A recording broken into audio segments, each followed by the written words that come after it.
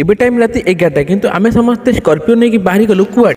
ଜୟ ଜଗନ୍ନାଥ ମାଲିକେ ମୁଁ ଭୁବନିଆ ଶୁଭମ ଆଜି ମୋ ଦିଘା ଯିବାର ସ୍ୱପ୍ନ ସତ ହେଲା। ଦିଘା ଟୁର ପାଇଁ ସବୁ ରେଡି ତ ଆଉ ଯିବା ଆଉ ଏବେ ଆମେ ଗାଡ଼ିରେ ମସ୍ତ ଗାନା ଫାନା ବଜେଇକି ସବୁ ଏନ୍ଜୟ କରିକି ବାହାରି ଗଲୁ କିନ୍ତୁ ଆମେ ଆସିକି ଦିଘାର ପାଖାପାଖି ଗୋଟେ ପେଟ୍ରୋଲ ପମ୍ପ ପାଖରେ ଏଠି ଠିଆ ହେଲୁ କିନ୍ତୁ ବହୁତ ଜୋରରେ ଶୀତ ପଡ଼ୁଥିଲା। ଆଉ ଏଠି ଆମେ ଦୁଇ ଜଣ ଶୀତ ଛଡ଼ାଇବା ପାଇଁ ଅଜୁ ଭାଇର ମୋର ଆମେ ଦୁଇ ଜଣ ରନିଂ କଲୁ। ଅଜୁ ଭାଇ କିନ୍ତୁ ଧାଇଁକି ଦେଖି ମୋତେ ଭାରି ହସ ଲାଗିଲା ଖିଲଖିଲ ହେଇକି ଆସିଲା।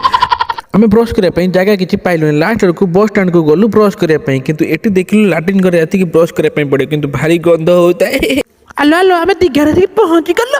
ମା କେତେ ସୁନ୍ଦର ଭିଉ କେତେ ଘୋଡ଼ା କେତେ ଗାଡ଼ି କେତେ ସାରା ଲୋକ ଏଠି ଭାଇ କେତେ ଲୋକ ଫଟୋ ଉଠାଉଛନ୍ତି।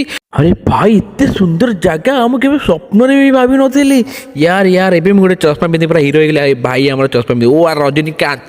ଏବେ ମୁଁ ଆସିଲି ଗାଧେଇ ପାଧେଇ ପୁରା ରେଡ଼ି ହେଇଯାଇଥିଲା। ଆଉ ବିଚ୍ ପାଖରେ ଦେଖିଲି ପାରାଗ୍ଲାଇଡିଂ ହେଉଛି ଆଉ ଦେଖିକି ମୋର ଭାରି ଇଚ୍ଛା ହେଲା। ଆଉ ଏଠି ଦେଖ ବୋଟିଂ ବି ଦେଖିକି ଭାରି ଇଚ୍ଛା ହେଲା ଖେଳିବା ପାଇଁ ହେଲେ ଆମର କ'ଣ ପଇସା ଅଛି କିଛି ନାହିଁ ଆମେ ତ ଗରିବ ଆମ ଭାଗ୍ୟରେ। ଆଉ ଏବେ ଏଣ୍ଟ୍ରି ହେଇଗଲା ଆମର ଦିଘା ଜଗନ୍ନାଥ ମନ୍ଦିର ଭିତରେ କିନ୍ତୁ ଜଗନ୍ନାଥ ମନ୍ଦିର ଭିତରେ ଏତେ ବଡ଼ ଜାଗା ବୋଲି ଆମେ କେବେ ଭାବିନଥିଲୁ। ଆଉ ଜଗନ୍ନାଥ ମନ୍ଦିର ପୁରା ବହୁତ ହି ସୁନ୍ଦର ଦେଖାଯାଉଥିଲା ଖରାକୁ ଆଉ ବହୁତ ଚିକେଣିଆ ବି ହେଇଥିଲା। ମନ୍ଦିରର କାରୁକାର୍ଯ୍ୟ ଗୋଟେ କଲର୍ ଭିତରେ ମାର୍ବୁଲ ପୁରା ମୁଗୁନି ପଥରରେ ବନା ହେଇଥିଲା।